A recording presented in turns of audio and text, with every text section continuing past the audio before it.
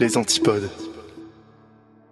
Et bonsoir à toutes, bonsoir à tous, je suis Yop et vous écoutez le Rendez-vous de l'étrange, épisode de la rentrée. On reprend les lives et pour cet épisode de rentrée, j'ai le plaisir d'être avec Xara. Bonsoir Xara.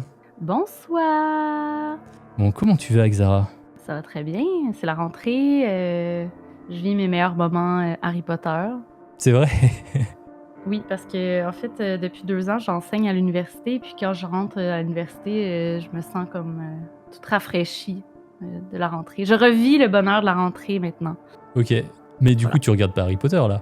Non.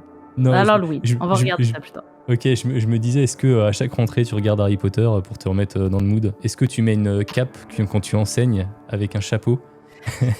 Non, mais c'est une bonne idée.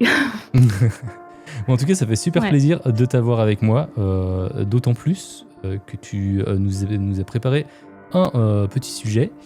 Mais d'abord, je vais en profiter pour remercier les nouveaux patrons qui se sont abonnés. On a eu beaucoup de minimistes, à Jérémy, à Caro, à Christopher, à Noël, à Florence, Mélanie, Abyssal Yolo, Valentine, Alia, Pauline, Marie, Ciano Fissé, Max, Lucie, Natacha et Colcan. Merci beaucoup. Et je remercie aussi les Wow. producteurs. Ouais, ça fait beaucoup, hein, ça fait plaisir. Et Quand merci même. aussi aux producteurs, à Rémi, Rildo, Alan et DJ Boulette, qui ont découvert le niveau mécène sur la page Patreon, qui sont devenus producteurs et que je cite à chaque début d'épisode. Ouais, t'as changé la structure aussi, hein? J'ai mis des nouveaux paliers, parce qu'en fait j'ai remarqué que de toute façon le palier à 1 euro, il n'était pas utilisé au final. J'ai tout cassé et j'ai tout refait. Le palier à 3 euros existe toujours, donc il donne accès aux épisodes en avant-première, il donne accès aux épisodes privés, pas de publicité, et bien sûr les remerciements. J'ai créé un nouveau palier à 5 euros qui lui donne accès en plus au live, donc au replay des lives, pardon. Parce que tu vois, maintenant je suis bloqué sur Twitch parce que il y a trop de replays sur ma page. Donc je peux plus mettre mes replays. Donc il donne accès au replay des lives à vie. Donc ça c'est super cool. Donc dès que le live est fini, Ouais. je le upload au plus vite. Parce que du coup j'ai envie de reprendre les lives, hein. Il y aura des... là c'est la rentrée, je retente des lives tous les vendredis. Et peut-être aussi une fois dans l'après-midi en semaine pour faire un petit goûter. Ça j'aimerais bien aussi. Ah, les petits goûters jeux. Mais oui, ça passait super bien, il y avait du monde en plus et ça fait très longtemps, donc j'aimerais bien retenter. J'aimerais bien retenter de faire ça. J'ai aussi créé un nouveau palier qui s'appelle les backstage, qui va me servir parce que Patreon a mis en place une nouvelle feature qui permet de faire des lives directement sur Patreon, et je me suis dit, ça pourrait être cool de faire des lives pour un petit peu parler des coulisses, faire des FAQ, des choses comme ça une fois par mois. Et donc ce sera pour les membres de ce palier. Cool. Donc voilà, Ouais, ça fait j'espère pas mal de nouveautés. Et j'aimerais bien aussi qu'on tente, tu sais, d'enregistrer les rendez-vous privés en live peut-être. Mais en live sur Oui. Patreon, pour tous les patrons du coup. Mm. Ça pourrait être intéressant. Ouais, Donc c'est je une sais bonne pas. idée. Mhm. Ouais, donc ça fait plein de nouveautés. Donc n'hésitez pas, hein, c'est patreon.com, ça je suis hop. Et du coup c'est à partir de 3 euros par mois. Et il y a aussi un niveau gratuit qui vous permet d'accéder quand même à la plupart de mes productions sans publicité. Donc voilà, ça fait déjà pas mal. Il y a beaucoup de contenu. Ça fait combien Ouais. d'épisodes privés et de mini-mystères? Il me semble qu'en épisode privé, on doit être à une vingtaine maintenant d'épisodes privés. Tu sais, Ouais. on doit avoir une dizaine d'after-shows aussi. Et tu sais, je publie pas mal de trucs en plus de ça en vrai. Attends, si je dis pas de bêtises, je vais faire un petit fact-checking sur mon Patreon. Donc ça commence à faire. Ça commence à faire. Bah oui. Donc ça fait pas mal d'épisodes. Donc n'hésitez pas à aller voir. Et toi, Xara, Oui. parce qu'il n'y a pas que mon Patreon dans la vie. On te retrouve dans un podcast qui s'appelle Passion Frisson. Est-ce que tu peux nous en Oui. parler un petit peu quand même? Bien sûr. Donc, Passion Frisson est né de mon amour pour le cinéma de genre, d'abord et avant tout, mais aussi pour partager à tout le monde mes intérêts d'écoute, que ce soit des podcasts, des séries télévisées de fiction ou de true crime, que ce soit des films de genre, que ce soit des livres, parce que je lis beaucoup aussi. Je lis des trucs historiques très, très réels, là. Par exemple, l'histoire de la chirurgie, là, genre des trucs Hmm. Bref. Et sinon, des romans d'enquête. Pour moi, c'est tout le même thème qui est un peu le frisson. Donc, ce podcast-là reprend. Puis des jeux vidéo aussi, épeurant. Donc, tout ce qui fait un peu frissonner, que ce soit petit frisson, grand frisson, se retrouve sur le podcast. Et normalement, je tente de lancer un épisode par mois thématique. Donc, j'ai un thème et puis je suggère 3 écoutes ou 3 contenus à essayer avec une petite description aussi du thème, puis pourquoi ce thème-là me touche particulièrement, d'où ça vient. Donc, une petite analyse avec ça. Voilà, ça, c'est Passion Frisson. C'est ce que je fais. Je le fais de façon solo, en narration. Ouais. Et parfois, j'ai des invités aussi avec lesquels j'échange. Mais c'est un autre format. C'est comme les hors-séries, ceux-là. Ouais, il y a déjà une dizaine d'épisodes. Voilà. Donc, franchement, si vous savez pas quoi regarder, pas quoi écouter, si vous êtes en manque d'inspi niveau jeux vidéo, allez écouter Passion Frisson, vous trouverez forcément des bonnes recos. Ouais. Puis, tu sais, plein de gens qui écoutent en me disant que le contenu est super intéressant, l'analyse derrière est super intéressante, mais qui sont pas certains qu'ils vont aller écouter les contenus parce que c'est moins leur genre, qu'ils trouvent ça un peu dégueu ou qu'ils Ouais, sont pas très friands de ce thème-là, mais que quand même, ça les a intéressés d'écouter l'épisode. Donc, même si vous n'êtes pas un grand fan de films d'horreur, je suis certaine que ça va quand même vous intéresser. ça permet peut-être de se tenir un peu à la page, effectivement, carrément, ouais. Et j'ai aussi un format live fait, on décortique de façon très intense et on y va avec nos opinions très tranchées des films de genre sous un thème. Moi, je suis toujours Madame Thème, là, mais on se trouve un thème, on choisit un contenu qu'on veut présenter et on présente ça. C'est des lives qui sont longs, c'est des lives qui sont intenses, mais c'est des lives qui sont plaisants, je crois. Et puis, on a comme objectif éventuellement de le faire en format audio ou peut-être de remettre les abonnements, un peu faire comme avec le rendez-vous, là, de le mettre sur Patreon, là, sur visionnement. Fait que, Bah, ce serait cool. Ce serait cool. Bah, puis, Mm. c'est vrai que. Alors là, c'est sur la chaîne de Kurt, il me semble. C'est sur Ouais, twitch.tv/Obscurum Podcast. exactement. Donc, Mm. il me semble qu'ils sont en replay.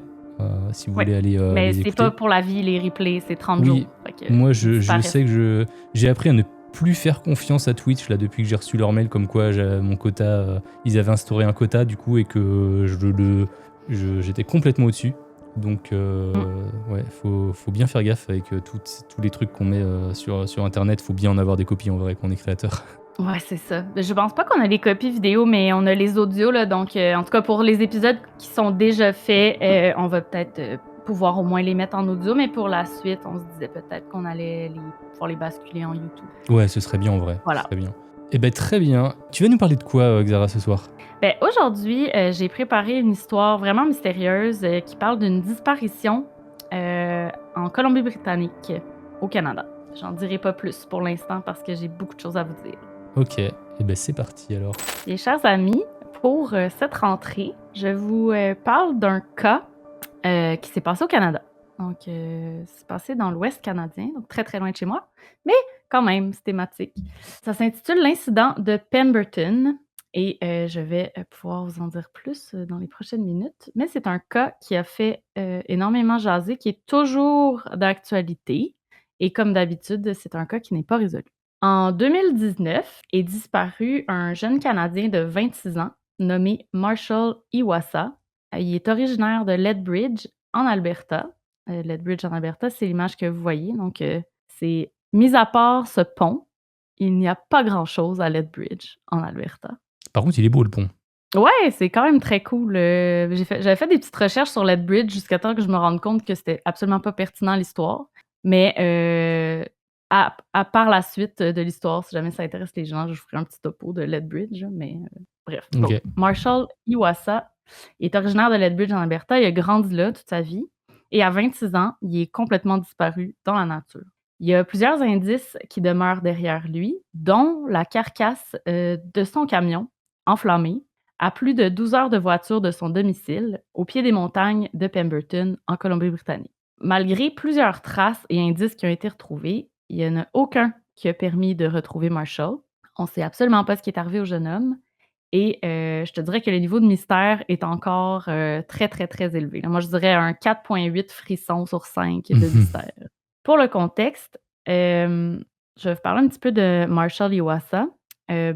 le nom de famille Iwasa, c'est de descendance autochtone, là, dans le fond, au Canada, en Colombie-Britannique, en Alberta, dans tout cas, dans l'Ouest canadien, puis surtout dans les milieux ruraux, il y a énormément de familles de descendance autochtone. Donc ça je sais pas de combien de générations, mais c'est sûr, on retrouve beaucoup de noms, et de phénotypes, là. Bref, sur le visage, là, ça paraît, là. En fait, il y a une apparence, qui s'apparente à des communautés autochtones. Donc Marshall, a 26 ans en 2019. Ses parents, l'appelaient je dis au passé parce que ça fait depuis 2019 qu'ils ne se sont pas adressés à lui. Mmh. Ses parents l'appelaient Mash ou Marshy. Il est né le 3 janvier 1993. C'est un jeune homme d'environ 1,75 m. Il avait les cheveux châtains frisés, un peu longs, à peu près aux épaules, qui attachaient parfois. Une petite barbe clairsemée au menton avec une moustache. Il a un regard assez doux. Il porte aussi des tatouages, c'est comme, des animaux, j'ai l'impression, tu sais, j'ai pas trouvé, mais c'est pas des totems autochtones, là, mais tu sais, c'est des animaux, là, il y a rien de vulgaire, là, dans ces tatouages, là, c'est vraiment, très nature, très animaux. Donc c'est comme je disais tout à l'heure, il est né à Lethbridge en Alberta. C'est la 4e ville la plus populeuse de la province canadienne, après la capitale, Edmonton, la grande ville Calgary et Red Deer, qui est une grande ville.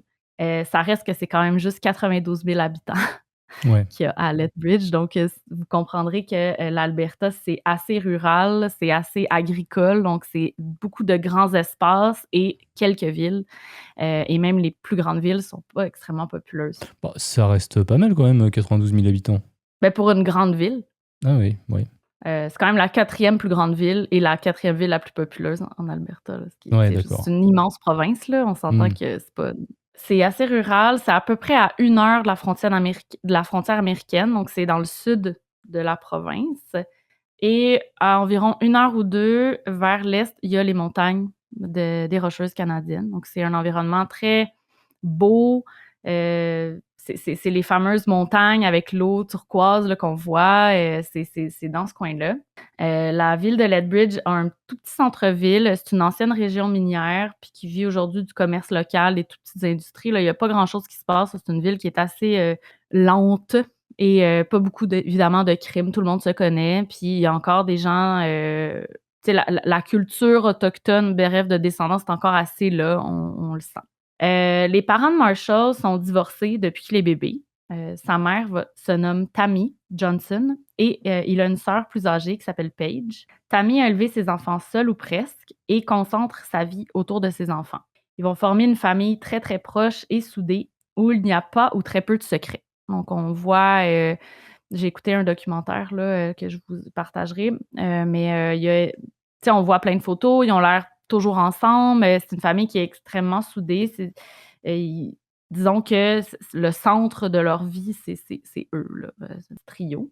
Lorsqu'ils sont enfants, Paige, est une enfant très énergique, caractérielle, elle parle fort, elle a des opinions, tandis que son frère, Marshall, va être considéré un peu plus docile, amical, timide même, c'est pas un enfant qui fait beaucoup de bruit. Par contre, à l'adolescence, tu sais, il découvre, un peu plus une personnalité, il se trouve un emploi dans un supermarché, puis là, il commence à rencontrer des gens, puis là, il commence à être fait que c'est un jeune, tout à fait normal, qui fait la fête le week-end, qui va à l'école le jour, qui a pas des notes extraordinaires. Donc un enfant, un ado, qui est très, disons normal, rien qui Mmh. sort de la moyenne. J'ai pas de traces non plus à savoir si c'était quelqu'un qui, tu sais, c'est pas quelqu'un qui était extrême, là. Tu sais, il y a des fois, dans certains cas, on voit des gens qui ont des personnalités super extrêmes. Lui, il semblait assez posé.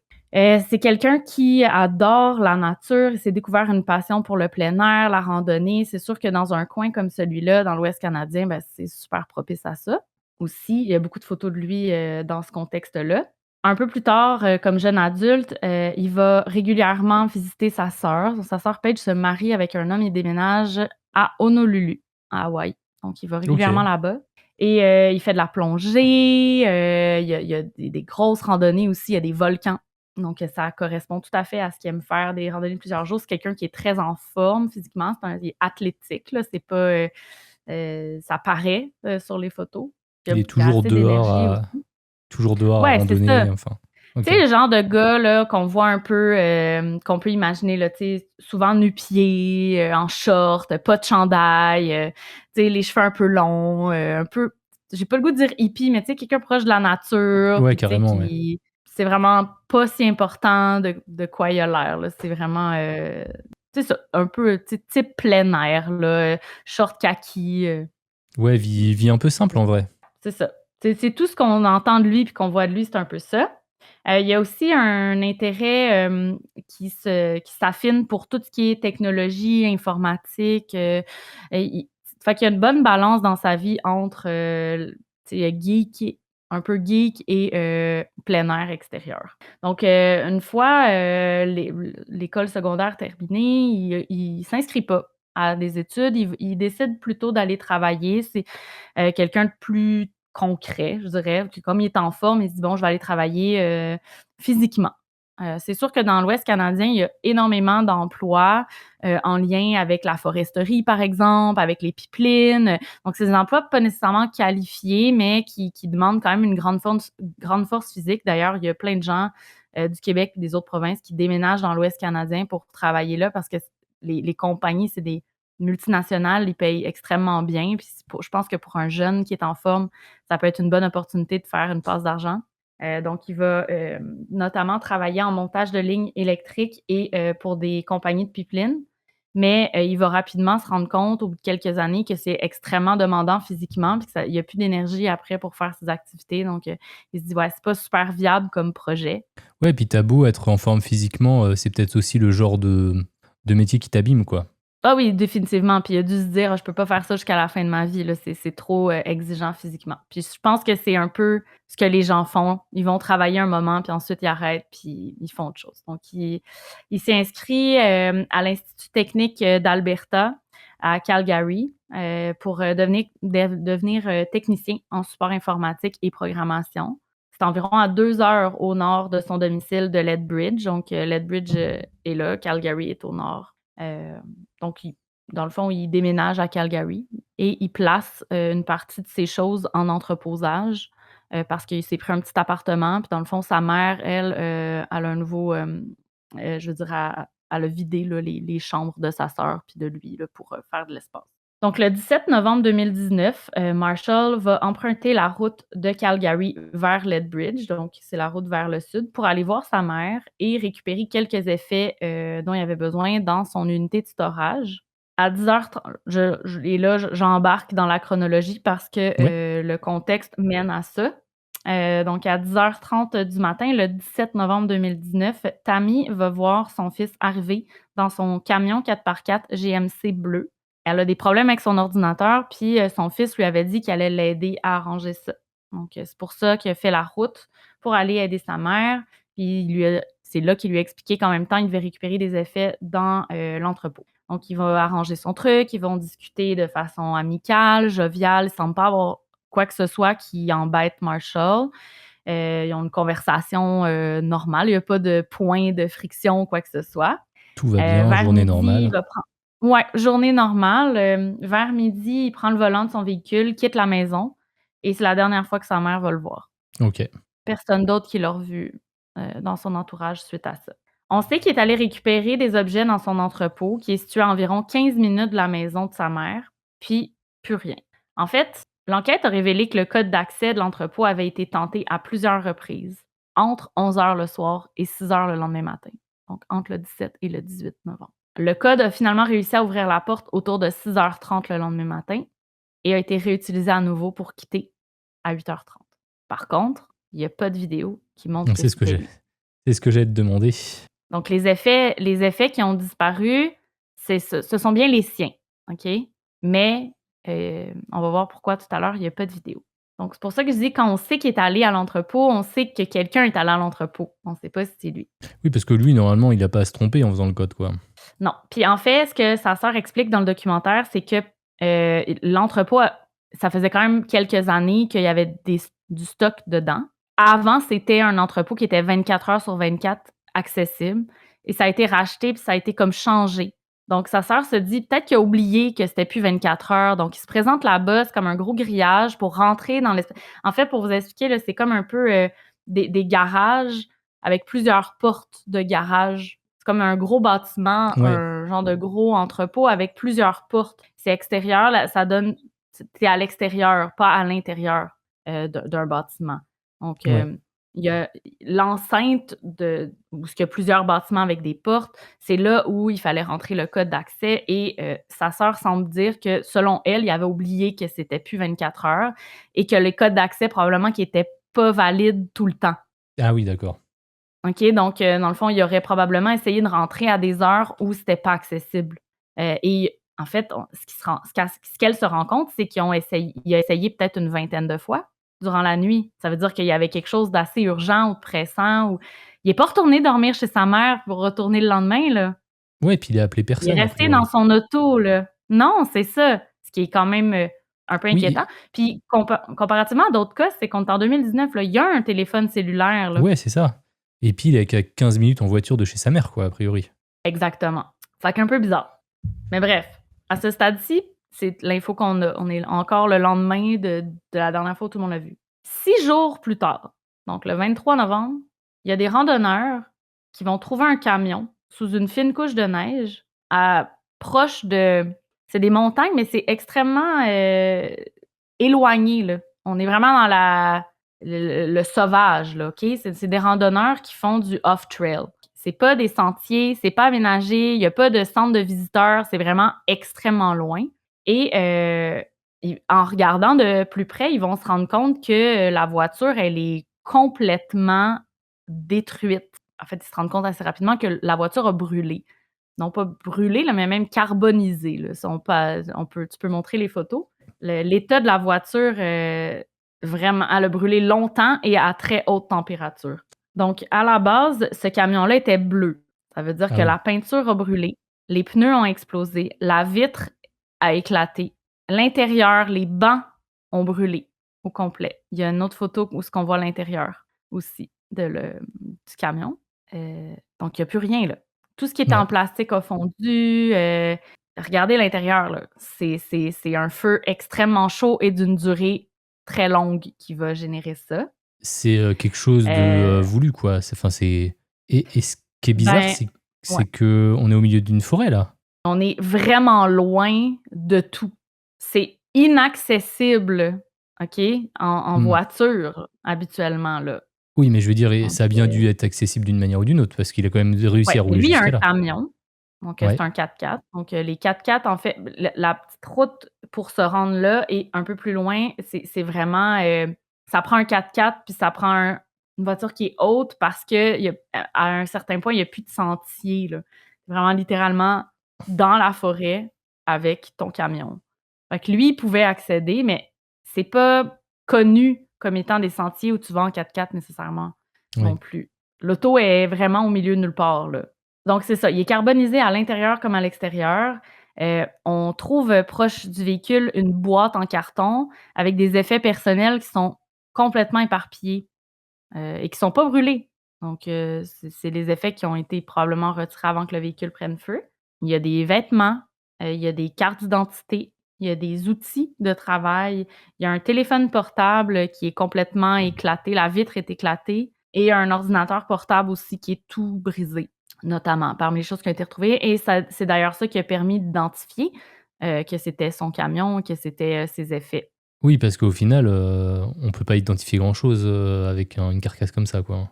Non, non, non, puis tu sais, en plus de ça, tu sais, il avait pas été porté disparu, personne sait qui est pas personne sait qui est parti, je veux dire, Bah, la famille devait commencer un peu à s'inquiéter de plus avoir des nouvelles, ça faisait plusieurs non, jours quand même. Ah, c'est vrai que, non, c'est vrai le profil du baroudeur, qui peut partir plusieurs jours peut-être? mais je vais y arriver.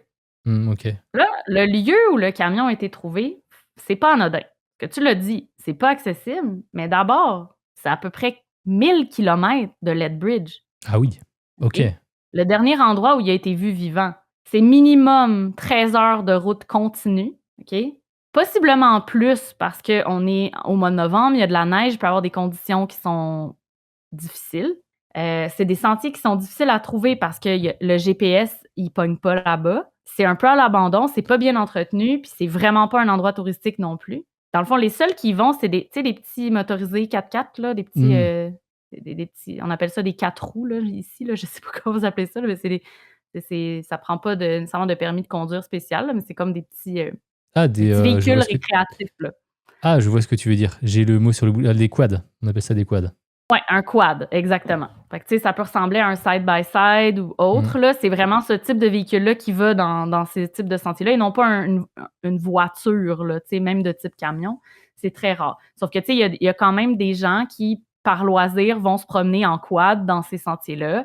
Puis il y a des gens qui connaissent un peu le secteur, mais tu sais, c'est rare qu'on voit des gens en voiture. C'est pas nécessairement le type de personne qui y va. Mais toujours est-il qu'il s'est pas Donc, retrouvé là par hasard, parce que pour avoir fait non, 1000 kilomètres, se retrouver sur cette oui. route-là, c'est quand même, fou. Exact. Écoute, les randonneurs qui ont trouvé le véhicule ont pris des photos de l'ensemble du truc puisque imagine tu tombes là-dessus pendant que tu randonnes, c'est absolument, perturbant.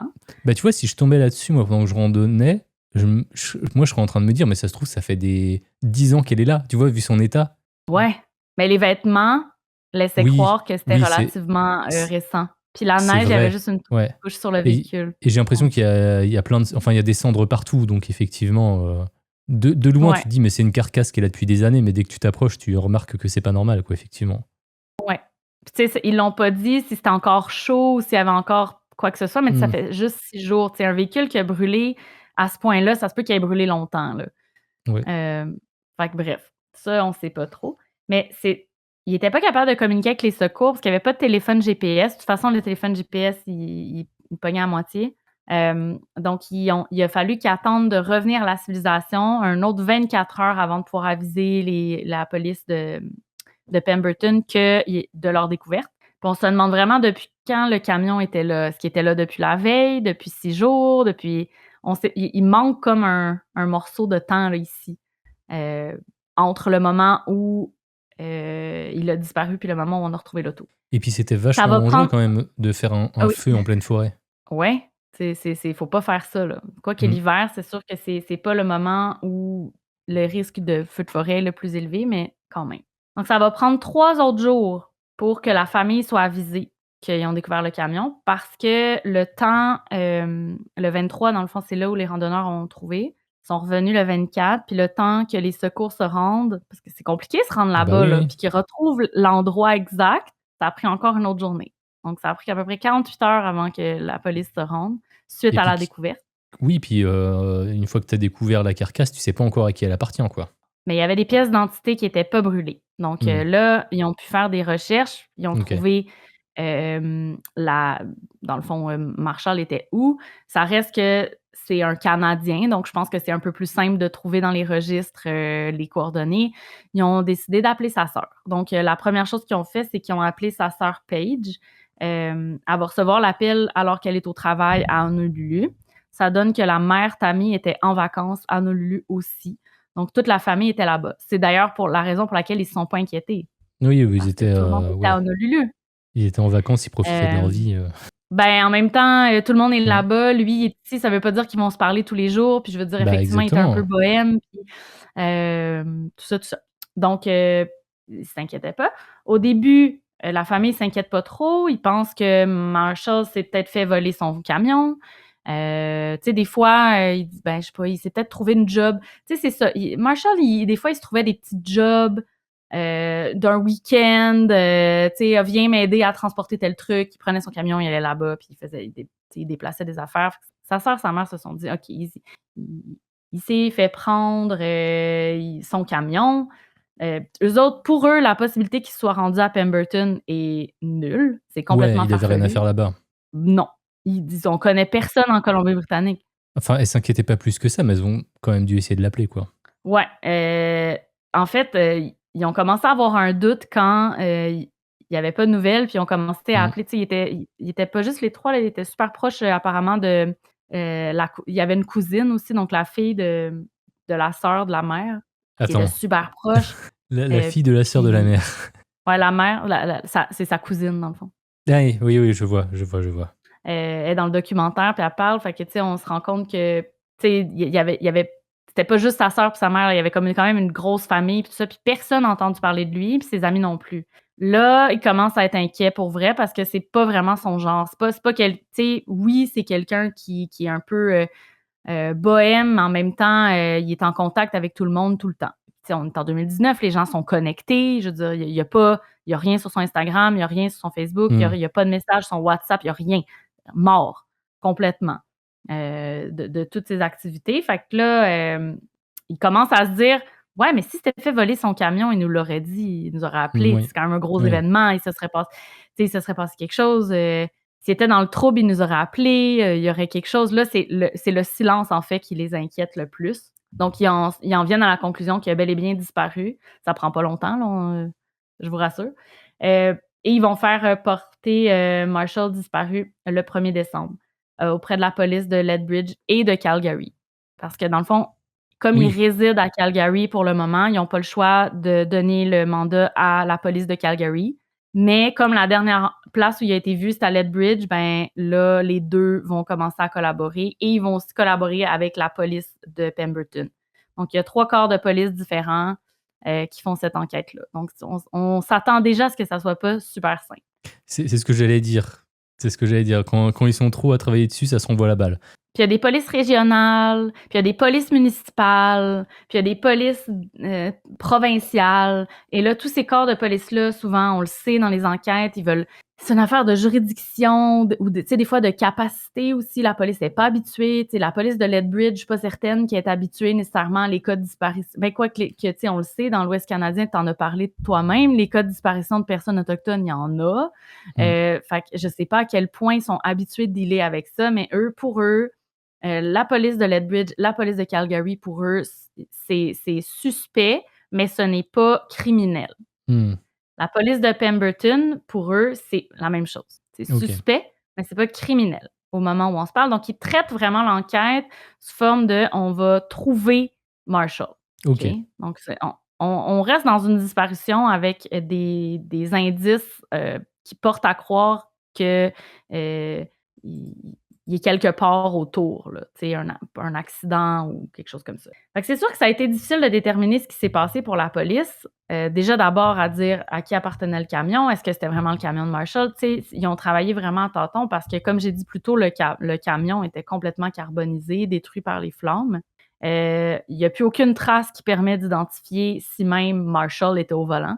Si même il était assis dedans, des cheveux ou potentielles traces de sang ou quoi que ce soit, aurait complètement brûlé. Ce que la police dit, c'est que malgré ça, s'il y avait eu des restes humains, on les aurait retrouvés, ce qui n'est pas le cas. Donc, oui, parce que même si ça brûle beaucoup, a priori, il reste des choses, quoi. Oui, exact.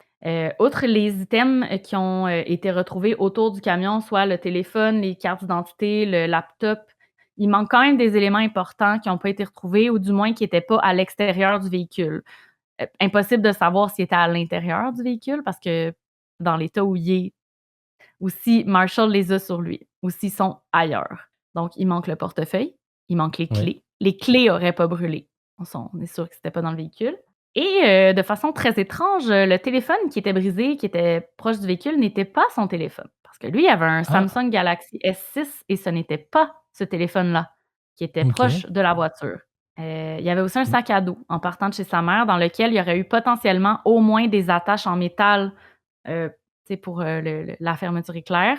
Pas de trucs de métal ou de sac à dos, rien retrouvé. C'est ces indices-là qui portent à croire à la police que Marshall a juste essayé probablement de se sauver. Soit son véhicule était en feu, soit peu importe. Dans leur tête, si ces éléments-là sont manquants, c'est qu'ils sont sur lui. Oui. Et ils ne se sont pas dit, possiblement, il n'est pas seul vu qu'il y avait un autre téléphone? Non. C'est parce que ça, c'est la famille qui leur a dit que c'était pas son téléphone. Ça a été comme plus tard. C'est vraiment difficile de dire justement à qui appartient l'autre téléphone. Est-ce que c'est à Marshall? Est-ce qu'il y avait un deuxième téléphone? Là, s'il y a un deuxième téléphone, ça ouvre toute une autre porte de questions. Pourquoi il y avait un deuxième téléphone? Qu'est-ce qu'il faisait avec ça? Sa famille semble dire qu'ils l'ont jamais vu avec un autre téléphone que son Galaxy. Donc, soit il a menti, soit il a fait des trucs illicites. On sait souvent les gens qui ont 2 téléphones, c'est parce que, soit, en fait, ça peut être un téléphone qu'il a obtenu via un emploi, Oui, ou sinon un téléphone, un burner là, qu'on appelle là, pour peut-être de la vente de drogue ou autre. Tu sais, Marshall, il a toujours aimé ça. Tu sais, on voit avec les emplois qu'il a fait faire de l'argent, beaucoup d'argent facilement. On sait pas. Regarde, on veut pas prêter d'intention à personne parce que ça ressort pas comme une hypothèse. Mais c'est oui. sûr que pour moi, le deuxième téléphone me questionne. On connaît le modèle du deuxième téléphone?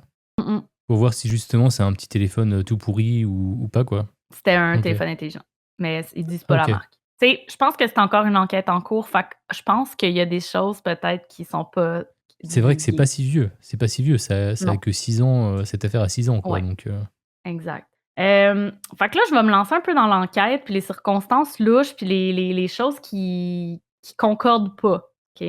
Parce qu'évidemment, si on l'a pas retrouvé, c'est parce qu'il y a des choses qui concordent pas.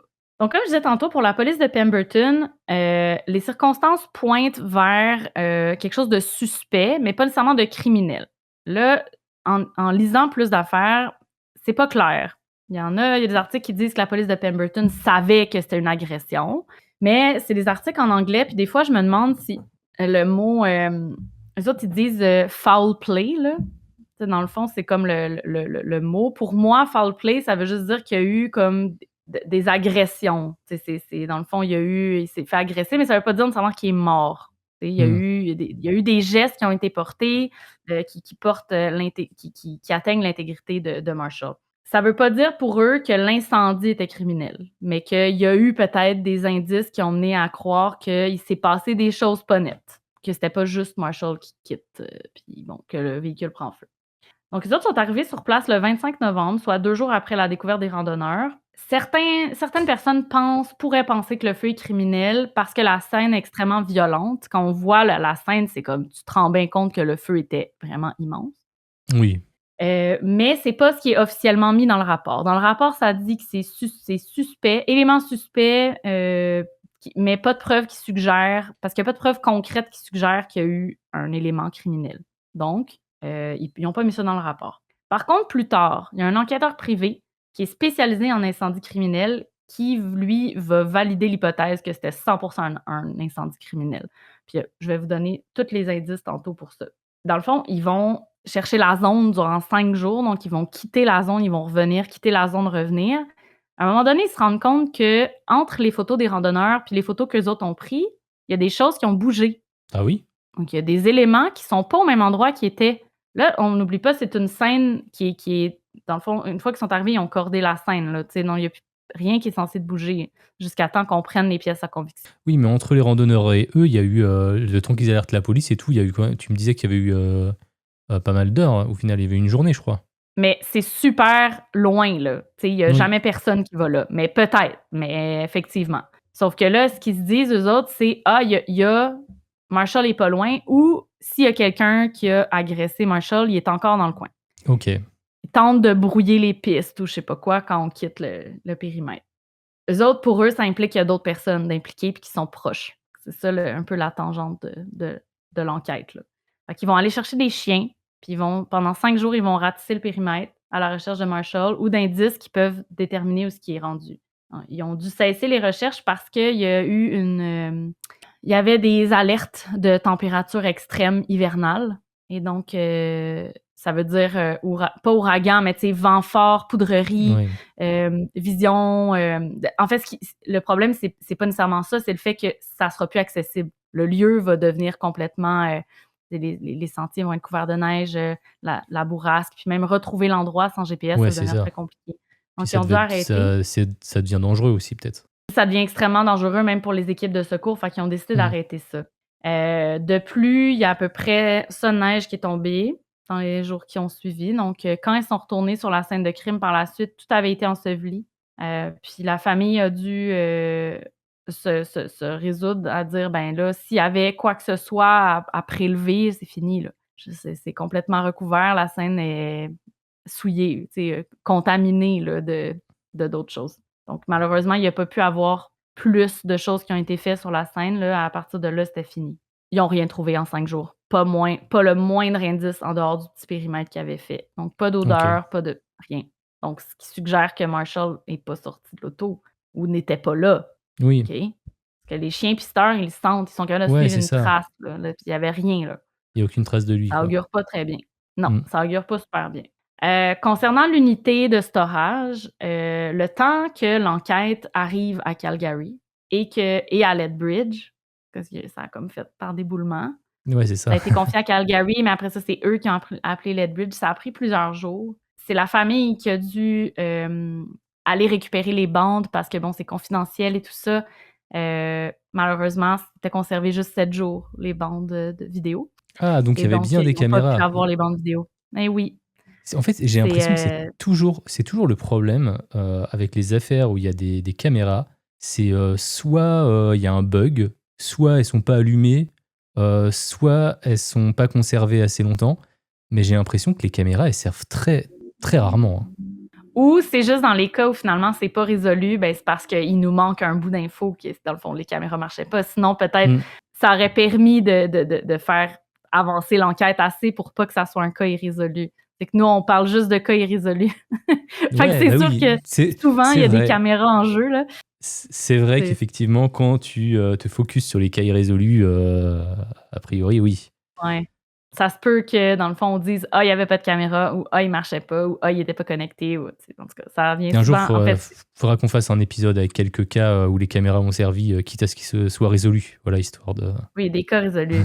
Fait qu'en fait, c'est ça, il était trop tard d'environ 24 heures pour récupérer les bandes. C'est genre ultra ouais, 24 heures, triste quoi. et comme décevant. Ce qui a fait que ça a pas permis de déterminer si c'était bien Marshall qui est allé, à l'entrepôt ou un autre individu qui s'est introduit dans le garage. Donc ça, c'est comme l'élément manquant C'est parce que c'est ça. C'est rageant. c'est vraiment oui, ben, c'est rageant, oui, parce qu'entre le moment où il est parti chez sa mère, puis le moment où on a trouvé le camion carbonisé à Pemberton, 14 heures d'auto, 1000 kilomètres plus loin, le seul endroit où on aurait pu savoir s'il y a eu effectivement une agression ou en fait, c'est qu'on n'arrive pas à placer Marshall géographiquement parlant. Ouais. On sait pas il est où. L'autre chose, c'est que, il y a absolument aucune caméra de surveillance sur le chemin entre Calgary et Pemberton, qui a, repéré le camion GMC bleu, ou même Marshall. En fait, c'est sûr qu'il a fallu arrêter mettre de l'essence. Bah Sûr, sûr, oui. sûr, sûr. Ouais, Parce 1000 que 1000 c'est kilomètres, tu disais à peu près. 1000 kilomètres. Mmh. Exactement. Donc au moins 2 fois, si c'est pas 3, OK? Et là, ça questionne parce que toutes les stations-service sur le chemin ont été sollicitées pour des bandes vidéo et il y avait pas de camion bleu GMC. Donc qu'est-ce qui s'est passé? Est-ce qu'il s'est fait une réserve d'essence avec des jerrycans? Est-ce que, C'est ce que on le j'étais en sait train de pas, là, me dire. C'est ce que je et c'est peut-être aussi OK? pour ça que le Pour pas feu, être repéré. le feu, il était peut-être super fort parce qu'il y avait plein d'essence aussi dans je sais pas. Ouais, exact. Mais ça, c'est quand même un autre trou là, d'information qui est vraiment étrange. On n'est pas capable de savoir, on n'a pas aucune trace de Marshall physiquement, géographiquement parlant, entre le moment où il a quitté chez sa mère puis la découverte de sa voiture. Donc, ils ont attendu, la famille a attendu plus de 7 mois là, que l'hiver termine, puis que la neige fonde, puis tout ça, et ils ont engagé une équipe d'enquêteurs privés pour aller ratisser la région parce que la police, comme ils jugent pas ça comme un meurtre ou criminel, ils ont juste arrêté de chercher à un moment donné. Mais ouais, mais il y a Heu, pas un moment où, où la décision de la police va shifter en mode, bah, ça fait, des mois qu'on n'a aucune nouvelle de lui. Dans ce cas-là, on peut non. peut-être considérer que s'il est vraiment disparu? Ben, il est disparu, mais eux autres, ils ont fait les recherches, puis ils ont pas trouvé, puis ils ont pas retrouvé de corps, puis à Calgary, puis à Lethbridge, il y a pas eu de corps non plus. Fait que les autres sont comme: «Ah, c'est comme ça». Ouais et puis c'est vrai que des fois on entend aussi le discours, de la police qui va te dire: «Bah, c'est un homme adulte, il a le droit de disparaître, quoi». Exact. Il a le droit, Mmh. il s'est peut-être passé quelque chose, d'être pas au courant, il a le droit de pas, tu sais, il donne pas de signe de vie, il y a pas de corps, c'est pas un homicide. Fait qu'à Mmh. un moment donné, les ressources qui sont quand même 3/4 de police là, qui s'intéressent à ce cas-là, ça commence à faire beaucoup de ressources pour eux, pour quelqu'un qui est nulle part puis qui a aucun indice, tu sais, qui le place même à Pemberton. Parce que les chiens ont rien senti. Donc il y a rien qui dit qu'il était là. Donc Mmh. à un moment donné, les corps de police abandonnent. C'est dommage, mais c'est ça. Donc c'est ça, en juillet, donc 7 mois après, la famille organise une battue avec l'aide d'enquêteurs privés qui vont ratisser la région. Je le rappelle, c'est impraticable sans véhicule tout-terrain, donc ils demandent l'aide d'une espèce de brigade locale de quad, d'hommes en quad qui offrent leur aide pour des sauvetages, mais c'est d'abord et avant tout des gens qui font du plein air là-bas, puis qui se promènent dans les sentiers. Ils ont une meilleure connaissance que quiconque de cet Mmh. endroit-là. Ils ont rappelé aussi le spécialiste en incendie criminel qui avait été sollicité par la police pour qu'il vienne avec eux, pour qu'il rejette un œil sur la scène. Parce que la voiture a pas bougé, elle? Non, la voiture est OK. toujours là. Parce que c'est vraiment impossible de la sortir de toute façon. La voiture, c'est pas praticable, là. En tout cas, dans l'hiver, là, Mmh. entre le moment où ça s'est passé puis l'été, c'était impossible sans hélicoptère, mettons. Donc ça s'est OK. pas passé, ils ont pas sorti la voiture de là. Donc le groupe de volontaires, ont proposé à la famille de les apporter là-bas, puis malgré les coordonnées GPS approximatives, une excellente connaissance de la montagne et des cartes topographiques, ils se sont perdus. Donc Mmh. imagine à quel point il fallait vouloir aller là pour aller là. Bah, c'est ça, que c'est sûr. Fait que la police de Lethbridge, elle, comme je disais, elle croit que la disparition est louche, mais pas criminelle. La famille a lancé une pétition en 2020 pour faire changer la police d'avis, pour pouvoir relancer l'enquête plus en mode, tu sais, il est mort, là. Fait qu'on peut-tu essayer de trouver son corps ou quoi que ce soit? Police de Calgary, même chose, police de Pemberton. Là, il y a des théories. Il y a 3 théories qui émergent de tout ça. La première, la raison pour laquelle la police de Calgary veut pas continuer l'enquête, c'est qu'elle est sûre et certaine que Marshall s'est suicidé. Bah, là, on est sur Il est mort. un autre discours, là, du Ouais, coup. on est OK. complètement ailleurs. C'est la mère Tammy qui dit ça dans le documentaire. Quand la police de Calgary a pris le relais de la police de Pemberton, à la lumière des informations qu'eux, ils ont eues, ils sont arrivés puis ils ont dit à la mère: «Hey, votre fils est disparu, on a parlé à son entourage, on a fait une petite enquête et c'est notre théorie principale, votre fils s'est enlevé la vie». Donc là, la mère, complètement perplexe, elle est comme: «Mon fils va bien, là, je veux dire, on s'est vus, l'autre jour, on se parle tous les jours, Il a il y aucune a pas raison, vraiment de difficulté ouais. dans sa vie, là. Il y a pas personne qui lui en veut, c'est vraiment pas quelqu'un qui cherche le trouble, c'est pas quelqu'un qui est pas bien, c'est quelqu'un qui bref. Tu sais, je sais qu'on l'entend souvent celle-là, mais tu sais, là, il y a vraiment rien qui porte à croire qu'il aurait pu vouloir se suicider. Mais là, en fait, c'est que le policier amène des éléments aux parents et à la famille que la famille ignorait. Finalement, mais en fait, c'est comme ça qu'ils le rapportent. Ils sont comme: «Ah, mais vous savez, les jeunes, ils cachent des choses, non, non, non». Donc, tu sais, tout le monde le décrivait comme jovial, heureux, content, bon, mais il semblait quand même cacher certaines affaires à sa famille, dont le fait qu'il était extrêmement anxieux. Il avait recommencé l'école récemment, puis ça le rendait anxieux. Il s'était pas inscrit à la prochaine session. Ils se sont rendus compte. Tu sais, ils ont fait l'enquête, ils sont allés à son appartement, ils ont regardé un peu, ils ont parlé avec ses amis, ils ont appelé l'école. L'école a dit: «Ouais, ben, c'est plus un étudiant chez nous, il s'est pas inscrit pour la prochaine année». Là, sa mère était pas au courant, sa famille était pas au courant, de ça. Il était même très surpris d'entendre ça. Puis l'école, en fait, a exprimé que, il avait été mis sur probation académique parce qu'il y avait pas les bons résultats puis il se présentait pas à ses cours. Puis c'est par ses amis qui ont su que ça le rendait trop anxieux l'école puis qu'en fait, il y arrivait pas, Ouais, et puis il vivait beaucoup de déception. il avait sûrement Ouais. honte d'en parler à sa pour pas en parler à sa famille, quoi.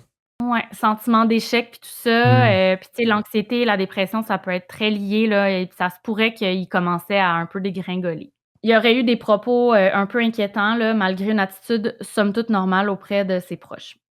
Sa famille croit, qu'il aurait fini par leur dire, c'est juste qu'il avait peut-être besoin d'un peu de temps pour un peu digérer l'affaire, puis tu sais, leur dire, tu sais: «Finalement, je reviens à Lethbridge, où Mmh. j'ai trouvé un emploi, j'abandonne l'école». Tu sais, c'était vraiment Ouais. probablement un échec pour lui aussi. Il voulait pas décevoir, fait qu'il voulait pas le dire, mais il aurait probablement fini par le dire selon ses proches. Apparemment, quand ils ont appelé les compagnies de téléphone, ils ont su que sa ligne téléphonique avait été coupée quelques jours avant de disparaître. Expliquer le deuxième téléphone.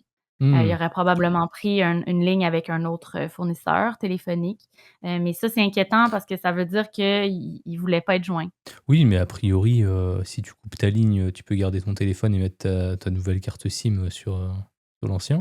Mais, Ouais, mais tu sais, souvent, tu prends un forfait, ça vient avec un oui. téléphone, là, fait que Ah tu oui, sais, je c'est vrai sais que nous, pas. c'est C'est pas tout à fait pareil, ouais, nous, chez nous. ouais, On avait ça à une époque. puis ça veut puis peut-être qu'il voulait changer je sais pas. Mais bref, couper sa ligne téléphonique sans puis en fait, c'est changer de numéro aussi, ça peut être un peu, inquiétant. Ça veut dire que tu veux pas être contacté. Bah, tu veux recommencer ta vie, hein, si tu changes de numéro en vrai, hein. Un peu ça, ouais, exact. Il y a rien qui qui pourrait expliquer d'autres le deuxième téléphone. Ça concorde, mais c'est un peu bizarre parce que ça fit pas vraiment avec, son attitude habituelle, son caractère.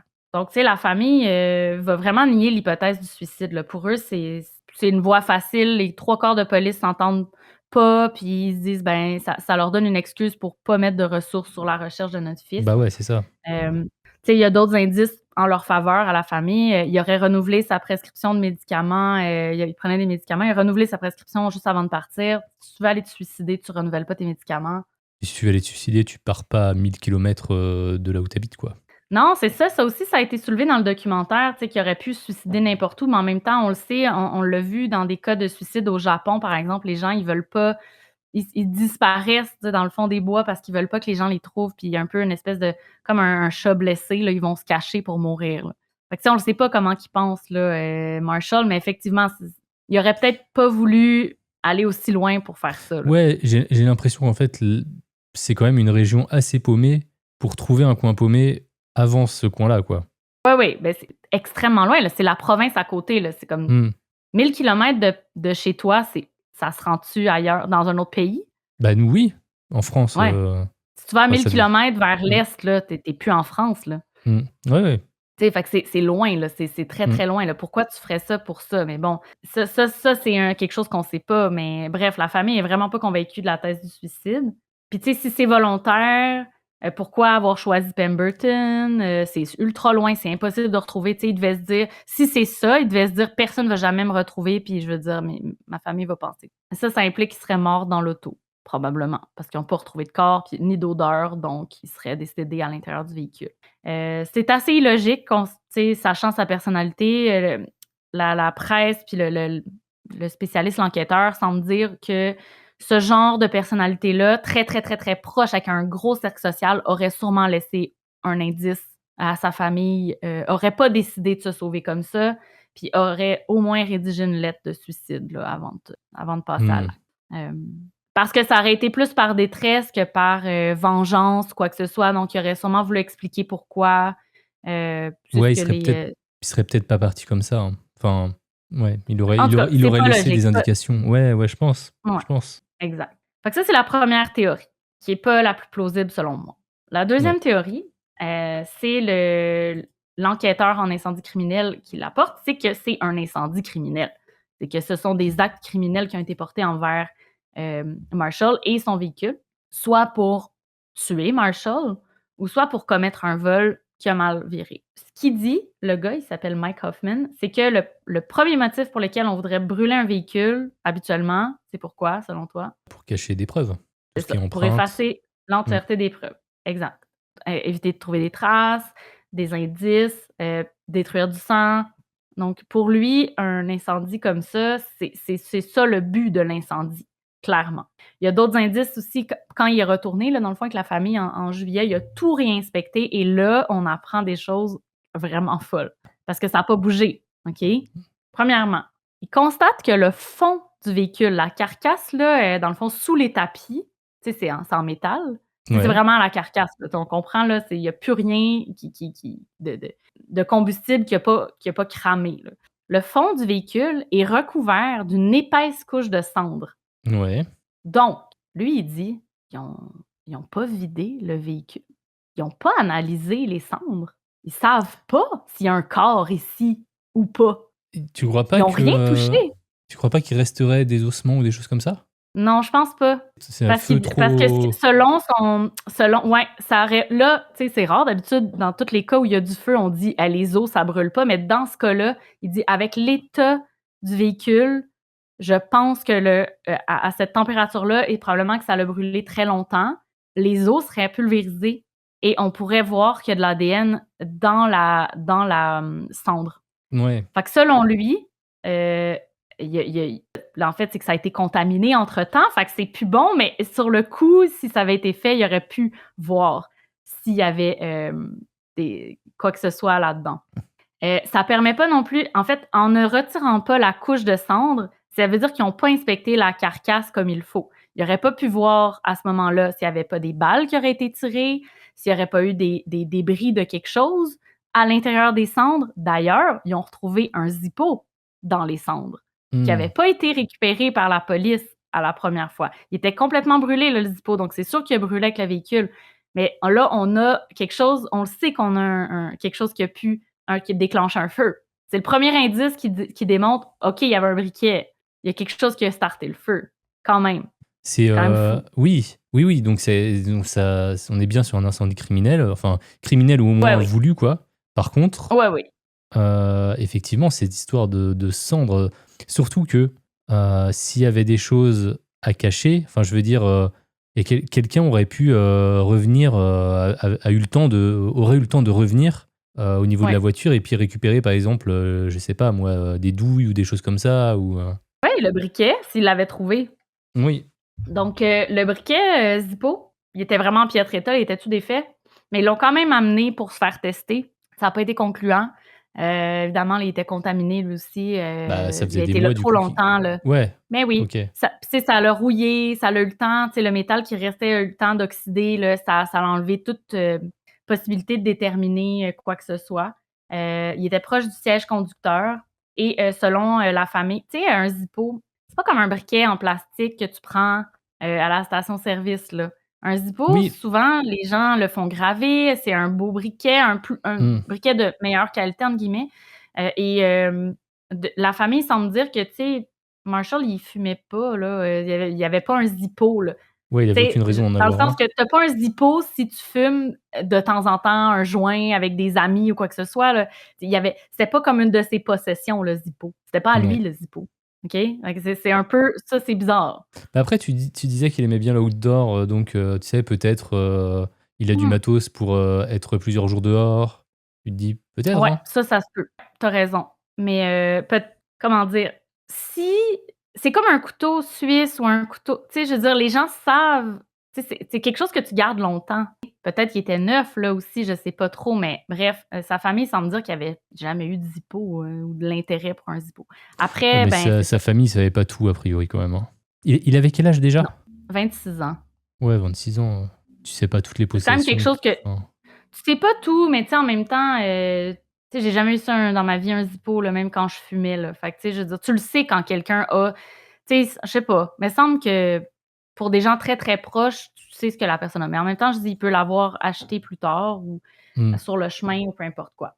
Mais c'était sûr que c'était un objet un peu intrus, là, dans le camion, le fait qu'il a été testé. ouais. Ça confirme quand même qu'il y a eu un feu qui a été enclenché. Il était ouvert aussi, là, donc tu sais, ça se ferme, ça reste fermé, mais là, il était ouvert, fait que ça donne l'impression qu'il a été ouvert et jeté dans le véhicule. Ça donne du poids aussi à l'hypothèse du feu criminel. Autre chose, toutes les portes étaient ouvertes. Selon le spécialiste en incendie criminel, quelqu'un qui veut faire flamber un véhicule va laisser les portes ouvertes. C'est connu, apparemment, parce que l'air circule plus, donc ça flambe plus vite. C'est ça, il y a plus d'air, c'est typique des incendies criminels, ça fait vraiment flamber l'auto plus Mmh. rapidement, ça fait qu'elle va exploser plus vite aussi. Quand ils ont regardé dans le capot, je sais pas comment ils peuvent déterminer ça, mais lui, il dit que c'est que c'est pas l'intérieur du capot qui semble avoir explosé. Ça a fondu, mais ça a pas Oui, éclaté. OK. Donc, le feu aurait été, starté dans l'habitacle et non pas, c'est pas un bris mécanique. Ouais. Fait que ça, c'est tous des éléments en lien Oui, oui, avec, c'est le c'est feu pas un criminel. problème du véhicule, quoi. Exactement. Sauf que là, on n'a aucune preuve, que Marshall était bien là. Son camion, lui, était à 14 heures de route du dernier endroit où il a été vu, mais est-ce qu'il était réellement à Pemberton? On le sait pas. En fait, il pourrait être n'importe où. Mmh. N'importe où. Et c'est là, ça devient un peu problématique parce que c'est la distance entre les 2 est immense, puis il pourrait être vraiment partout. Tu sais, est-ce qu'il a été intercepté à l'entrepôt, puis quelqu'un a volé son code, aurait voulu aller chercher des choses? Est-ce qu'il cachait des choses de valeur dans l'entrepôt? C'est dur à dire, on ne sait pas. Est-ce qu'il y a quelqu'un qui était avec lui, qui l'a forcé à ouvrir la porte, tu sais, puis c'est peut-être pour ça qu'il est pas retourné chez sa mère dans la Mmh. nuit? Est-ce que c'est quelqu'un, puis même là, ça peut se prolonger, peut-être qu'il a réussi à ouvrir le truc, puis après ça, cette personne-là l'a forcé à aller à Pemberton pour X, Y, Z raison. Et donc, si c'est le cas, puis c'était organisé, peut-être que cette personne-là se doutait très bien qu'il fallait pas qu'il arrête dans les stations-service pour mettre de l'essence, donc il avait prévu le coup avant. Est-ce qu'il a été tué à Calgary, puis son auto a été volée? Est-ce qu'il est allé ailleurs, puis son auto a été volée? Est-ce qu'il y avait des amis louches? On le sait pas.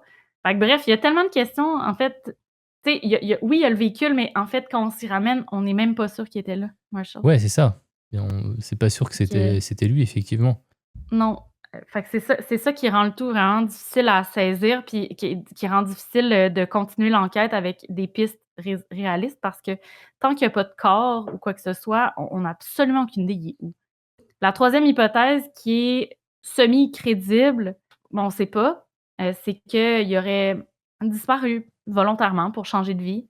Les arguments qui sont en faveur de ça, il y a l'histoire de couper son téléphone, en avoir un autre. Tu sais, la famille a tenté de communiquer avec lui à plusieurs reprises via des applications qui utilisent pas la messagerie, Mmh. dans le fond, c'est WhatsApp ou Messenger ou Instagram et il y aurait eu des communications qui auraient été ouvertes et lues. Ah! Oh, OK. Donc ça, c'est Intéressant sûr que ça. ça a redonné un peu espoir à la mère, à la sœur, mais tu sais, ils se disent toujours, ben, tu sais, des années plus tard comme ça, est-ce que ça peut être un bug encore ou on se fait des idées? Est-ce qu'il y a quelqu'un qui a son téléphone actuel puis qui lit les messages ou qui, je sais pas, qui se protège, de savoir si l'enquête avance et tout ça? C'est à chaque fois qu'il y a une communication qui est ouverte, eux autres, ils prennent un screenshot, ils l'envoient à la police, pour essayer de relancer l'affaire. La famille est très, très, très impliquée parce que, pour le moment, comme je disais, il y a il y a rien qui est fait nécessairement. La pétition, je sais d'ailleurs, c'est le bout que j'ai oublié de rechercher, mais la pétition qui a été lancée en 2020 pour que ça de que chercher ça. Et c'est récent l'histoire des messages vus? Ça arrive ça peut encore Et arriver? depuis ouais, attends, le documentaire que j'ai regardé date de 2022. Fait Oui. que, il disait que c'est arrivé et que ça arrivait encore. Mais tu sais, là, Ouais, donc on a un trou de 3 ans, là, fait que je sais pas si encore aujourd'hui c'est comme ça. ça veut dire que quelqu'un a accès à sa messagerie ou qu'il y va encore.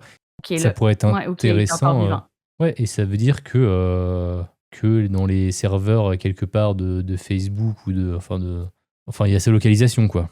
Ouais, c'est intéressant comme piste, mais justement, tu sais, je pense que la famille essaye de prendre en charge certaines choses, puis il y a un groupe Facebook d'ailleurs, où il y a plus de 13 000 personnes qui participent à l'enquête. Ils partagent des photos de lui souvent. Je sais pas si tu peux montrer la dernière photo? Celle avec les Marshall a des traits, tu sais, autochtones, limite latino-américains à gauche, quand ses cheveux sont couverts. J'ai l'impression que s'il est autochtone, l'été, il doit devenir assez foncé. Mmh. On pourrait facilement le méprendre pour quelqu'un d'autre ou pas penser que c'est lui. Les gens, je pense pas qu'ils savent qui il est. Tu sais, il vient vraiment d'un petit village. Je sais pas à quel point ça s'est promené qu'il était disparu parce que, pour la police de Pemberton, c'est un suicide. Donc est-ce qu'il y a eu vraiment des campagnes pour faire voir ses photos? À droite, c'est lui sans chapeau, un peu plus pâle, dans un autre angle. Ça pourrait être 2 personnes complètement différentes, pourtant c'est la même personne. Donc je pense qu'il y a aussi, ça qui rend difficile les recherches ou les battues, là, c'est que les gens, ils reconnaîtraient pas nécessairement Marshall dans la rue. C'est vrai que quand tu regardes, les 2 photos, en fait, quand tu regardes chaque élément du visage, chaque partie, tu te dis: «Oui, effectivement, c'est le même nez, c'est la même bouche, c'est les mêmes yeux», mais après quand tu Mmh. dézoomes, tu as pas l'impression que c'est la même personne. Non, puis tu sais, encore là, fait que ça veut dire que, tu sais, s'il rase ses cheveux, s'il se met une barbe au lieu de la moustache, c'est juste on peut vraiment, avoir droit à un pourrait vraiment changer de vie. On le retrouverait peut-être pas.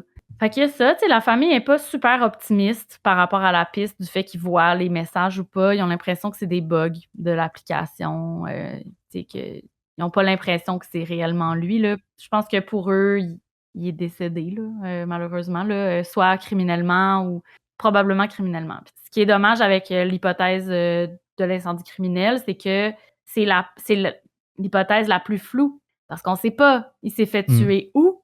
Il est-tu mort ou il est encore, je sais pas, kidnappé? Est-ce qu'on l'aurait forcé à prendre une autre identité? Est-ce qu'il était bien à Pemberton ou il était pas à Pemberton? Ou il y a tellement de trous que c'est dur de commencer un deuil ou de se dire qu'est-ce qui s'est passé? Mais l'enquête, tu sais, dans le fond, c'est pas un dossier qui est fermé, mais c'est pas un dossier qui a des pistes actives. Puis la famille fait tout ce qu'elle peut pour relancer l'affaire en demandant au public, justement, d'amener des indices, des nouveaux indices qui pourraient relancer, la recherche de leurs proches. Donc voilà, c'était l'incident de Pemberton. Marshall Iwasa, disparu depuis le 17 novembre 2019. Sans aucune nouvelle. sans aucune nouvelle, aurait aujourd'hui 32 ans. Ouais, c'est très jeune, Heu, hein. ouais Mmh. et comme je le dis, tu sais, en fait, pour avoir écouté un autre podcast, c'est sûr qu'il pouvait ressembler un peu quand il y a des corps qui disparaissent dans la forêt, aussi creux, des fois les os si le corps en tout cas, si le corps avait été là, premièrement, il y aurait eu des odeurs, les chiens pisteurs l'auraient trouvé, le délai était trop court. Des fois, si le corps avait été transporté ailleurs, des fois, il y a des animaux sauvages qui peuvent disperser les morceaux. Fait que ce qui fait qu'on n'aurait peut-être pas retrouvé, surtout sachant qu'il a neigé, mais bon, comme il y avait aucune odeur de chien avec les chiens, ben, je pense que il était pas là ou il a Ouais. brûlé dans l'auto. Et moi, c'est ça, c'est ce que je pense qui est super triste, mais et vous? Qu'est-ce que Ouais. vous en pensez? On a hâte d'entendre ce que vous en pensez. Puis, si vous avez des informations ou vous pensez avoir vu Marshall Iwasa, vous pouvez communiquer là, avec, la famille via leur page Facebook et sinon, bien sûr, communiquer avec, la police de Calgary. J'ai mis un sondage dans le chat pour savoir, vous, votre théorie. Est-ce que pour vous, c'est un suicide, un départ volontaire, un homicide, peut-être autre chose?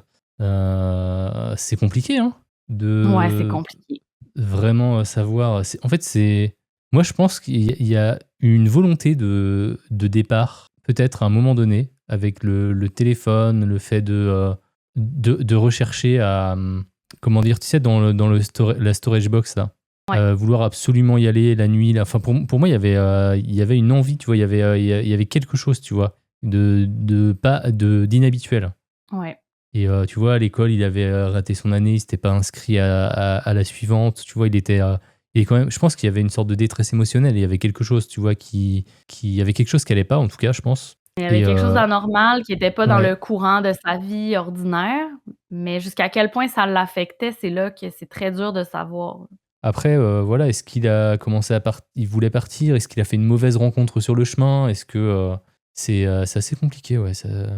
Ouais, puis aussi, dans le fond, c'est pas un documentaire, là, c'est une petite série, sur, Paramount qui Ok. s'appelle Never Seen Again, et c'est, un peu comme, Unsolved Mystery, mais, pour des gens qui sont volatilisés, finalement. Fait qu'il y a certains épisodes que c'est deux épisodes pour un cas, là, parce qu'il y a beaucoup de choses à dire. Celui-là, c'était un seul épisode de 30 minutes, là, fait que c'est assez court. C'est, tu sais, les éléments que je vous ai rapportés, c'est littéralement l'ensemble des éléments qui ont été nommés dans le documentaire parce qu'il y a beaucoup d'articles, mais il y allait pas nécessairement en profondeur. Puis avec le petit épisode documentaire, ben, c'est sûr que là, il y a des gens de la famille qui parlent, fait qu'on a des avis aussi un petit peu plus en profondeur de ce que la famille a perçu. Fait que c'est pour ça que ça a été, un peu plus long à expliquer, mais en même temps, c'est 100 de l'information qui est disponible au public, c'est Hmm. celle-là. Ok. C'est sûr que, comme je dis, ça date de 2022, fait que je sais pas trop, tu sais, qu'est-ce qu'il y a de différent depuis. Là, je vois un article ici, qui dit que la famille a refait une autre, battue en 2023. Je me demande ce qu'ils pensent, en fait. Est-ce qu'ils pensent que leur fils est encore en vie? Ou est-ce que le fait d'avoir les Ils veulent messages peut-être encore juste lus. retrouver le corps, là. Ouais, c'est peut-être juste ça. Je pense que s'ils font encore des battues, c'est qu'ils sont peut-être juste à la recherche du corps. Mais c'est vrai quand même, l'histoire de que ce soit lu dans les applis, ça doit semer quand même vachement le doute, hein. Ben ouais, vraiment. Mais tu vois ici, ça dit qu'en 2024, en janvier, ils ont coupé le camion en morceaux et ils l'ont retiré, du lieu OK, où il était. OK, bah, vraiment, j'en avais jamais entendu parler. Et Moi non très plus. bonne affaire, Ben, ça fit avant ça de fit, tomber là-dessus. ouais, ça fit vraiment dans le rendez-vous de l'étrange du coup parce que, bah, on n'a aucune, on n'en sait rien en fait, hein, et je sais pas si on le Non. saura un jour. Puis on pourra faire un follow-up là-dessus parce qu'en 2023, en 2020, il y a un article qui est sorti, qui dit que 6 hommes qui ont disparu dans la même région. Ouais. Il y a pas de lien entre les cas, mais quand même, c'est beaucoup. Mmh. Ça, c'est intéressant ça. C'était super, moi ça m'a beaucoup, intriguée de rechercher ça. En même temps, ça me rend tellement triste. Bah, surtout qu'il était jeune quoi, il avait toute la vie devant lui, à Ouais. 26 ans, disparaître, sans laisser aucune trace, Mmh. puis ça laisse sa famille, dans l'ignorance quoi. Ouais. Les autres, ils ont aucune idée de ce qui se passe. Puis, tu sais, des fois, quand tu as un enfant ou un proche qui, tu sais, il y a des comportements, des fois, qui sont nuisibles pour lui-même, tu te dis: «Ben, dans le fond, on était peut-être pas heureux, puis on le saura pas. Et puis une Mmh nouvelle mh. vie. Tu sais, le nouvelle vie puis le suicide, pour moi, ça part d'une grande détresse. Puis, tu sais, Oui. je comprends, il vivait des choses difficiles. Est-ce qu'on peut vraiment parler d'une grande détresse? Je le sais pas. Pour moi, la disparition volontaire, que ce soit en se donnant la mort ou en disparaissant dans la brume, j'ai le goût de croire la famille puis de dire que c'est pas plausible. Tu sais, les familles savent quand même, connaissent les gens. Tu sais, tu connais les gens quand même s'il y a des choses que tu sais Oui, pas, des il y a des éléments. choses que les gens cachent, mais oui, a priori, tu connais quand même à peu près ton fils. Mais c'est vrai que, Ouais, ouais, dire que ça se trouve, on la caméra là, nous aurait permis ouais. de tout savoir pour 24 On heures, quoi. aurait on aurait au moins pu dire: «Il est allé à son entrepôt» ou «Il est pas Ouais, allé à voilà, où son entrepôt». c'était lui, il était seul ou il était accompagné de quelqu'un. Ouais, Je ouais, suis sûr que c'était vraiment un indice, ultra important, quoi. vraiment. Et merci beaucoup Xara pour cette Eh affaire. beh, ça fait plaisir. Merci de m'avoir invitée, pour la rentrée du rendez-vous. Bah, ouais, Puis, carrément. Bah, écoute, tu reviens ouais, quand tu veux. Heu, oui. dis-moi, on arrive à la fin du live du coup. Est-ce que tu veux nous dire où on peut te retrouver sur les internets? Parce qu'il me semble que tu as un podcast également. Oui, j'ai un épisode d'enregistré d'ailleurs qui est au Ah! montage. Tiens donc. Donc, j'ai après une petite vacance non volontaire, ben, je reprends avec la rentrée. Je fais le podcast qui s'appelle Passion Frisson. Donc Passion Frisson, on fait des, recommandations culturelles sur le thème de l'étrange, du macabre, des frissons. Donc, on couvre, des films, des séries, des podcasts, des romans, des activités aussi, par exemple, des musées ou autres, qui, sont dans des thèmes intéressants pour ceux qui ont des intérêts communs avec nous. C'est ça, je sais pas, à quelle fréquence je vais être capable de sortir des épisodes. Ce que je disais l'autre fois dans le live avec Kurt, c'est que, au départ, quand j'ai lancé le podcast, j'avais déjà une liste de trucs puis des thèmes déjà faits, Oui. mais c'est extrêmement long, faire la recherche pour, ce podcast-là parce que Oui, pour parce que trouver 3 j'imagine que contenus, ouais, c'est ça, pour parler de 3 contenus, tu dois peut-être en regarder 6 ou 7, quoi. genre 15 parce que je Ah, suis 15, difficile. OK. Donc j'étais même pas, dans Ouais. le dans le bon range. Ouais et bon, puis l'été, je suis souvent au chalet et tout, je regarde un peu moins de films, j'ai un peu moins de temps à moi aussi pour, vraiment me concentrer là-dessus.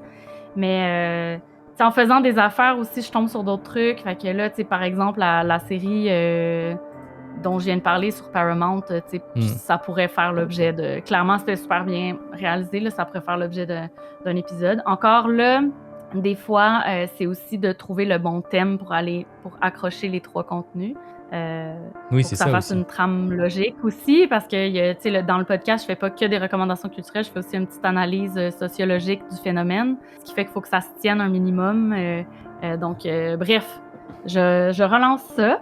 Je vais essayer de pas faire comme je faisais avant, c'est-à-dire trouver mon thème, puis après trouver mes contenus, ça fait pas de sens.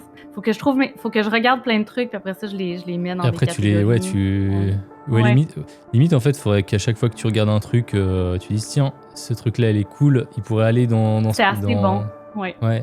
Mais du ouais. coup, Des c'est fois, ben, vrai il que, me manque un contenu ou 2, puis ouais, c'est ça et ça t'oblige à en regarder pas mal et ça se trouve, tu sais pas quand est-ce que tu pourras faire le prochain épisode, quoi. c'est un peu ça, puis tu sais, dans le fond, c'est ça, j'ai été chanceuse quand même, j'ai pu sortir 10 épisodes ensuite. Tu sais, ça, c'est 30 contenus, mais j'ai dû en regarder 100 là, pour faire ça, Mmh. d'un coup. Mais j'avais pas anticipé qu'une fois rendu au bout, Bah heu, oui, qu'est-ce qui se j'allais passe? ça allait être compliqué. Ça allait être compliqué de reprendre. Puis tu sais aussi, des fois, je prépare un épisode, j'ai trouvé mes contenus, puis après ça, je regarde quelque chose, je suis comme: «Ah non, ça finalement, ça serait meilleur». Fait que là, je dois recommencer l'écriture. Fait que bref, ça fait que ça ralentit un peu, mon écriture. Mais, rassurez-vous, le Passion Frisson est toujours, existant, est toujours, là. J'ai d'ailleurs un enregistrement de prévu le 18 septembre avec, les copains des monstres dans le placard. Ah bah, c'est ce que On j'allais dire, va ça peut être, une opportunité pour, faire des feats. Exact.